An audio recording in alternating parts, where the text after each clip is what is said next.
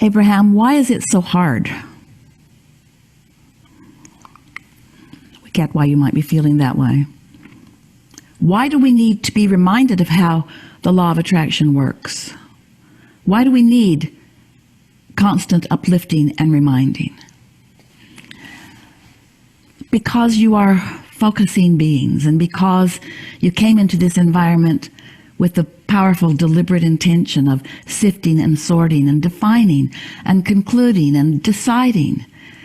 That matters. That step one part of you is causing the expansion of the universe. And so that's why, because there are things for you to observe that cause you to launch rockets of desire, and it is the most common thing in the world for there to be a gap between your attention upon a situation that feels like a problem to you and the finding of the solution. So we want to say to the first part of this question, why is it so hard? It just feels that way sometimes. And once you get a handle on this, once you show yourself that you have the ability to calibrate, we're going to do that really soon here, to calibrate and harmonize with what your, Esther's eating here, harmonize with what your inner being is focused upon, that it gets easier and easier. It's like developing a muscle. Sometimes when Esther lifts her carry-on bag up into the overhead compartment on the airplane, it feels heavy. Sometimes it feels heavier than others because sometimes it is heavier than others. And then she watches the variety of people that are getting onto the airplane and who are then doing the same thing. And she notices that some of them take hold of their carry-on bag, maybe even one that's as heavy as the one Esther drags around, and they lift it up into the compartment with one hand.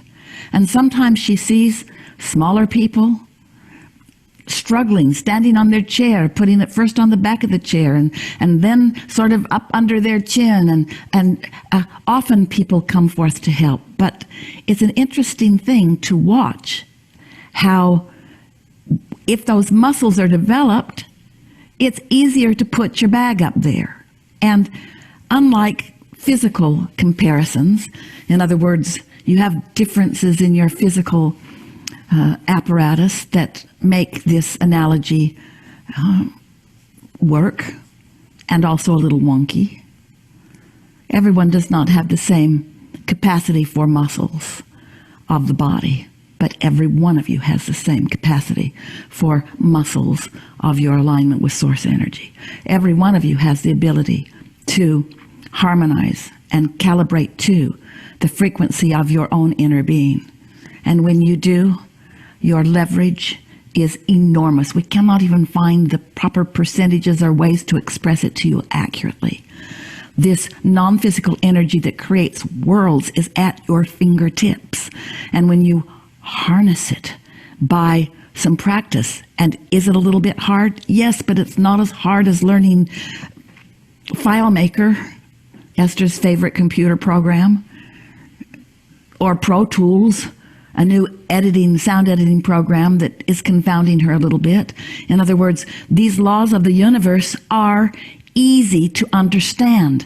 Once you understand that there's the you that's you, and there's the other you that's you, and the other you that's you feels good all the time because the other you that's you doesn't focus upon things that make it worry, because the other you that's you doesn't focus in those directions. And so back to that earlier question, why is it so hard? It's because you said, I'll come forth and I'll do that part. That's why sometimes it's hard, but it doesn't need to stay hard. And the easier it gets, the easier it gets. Why do you need to be reminded of how it works? Because it's important to know how it works, because you will never be the one exception. You got to know how the law of attraction works, and you got to know what negative emotion means.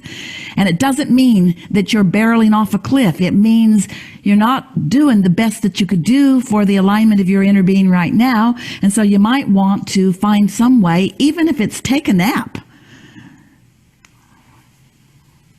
You might want to do something to stop the flow of those thoughts, especially when they feel hard. And we're glad that you don't mind the uplifting reminder, because that's what we're here to do. That's what step 2 is. That's what we said we would do. We would remain steady in the frequency of your desires, never deviating for a moment from them, so that any time that you might deliberately or accidentally release enough resistance that you can feel us, that you would feel the true relief, and then the true exhilaration and satisfaction that you deserve. We really like that conversation a lot.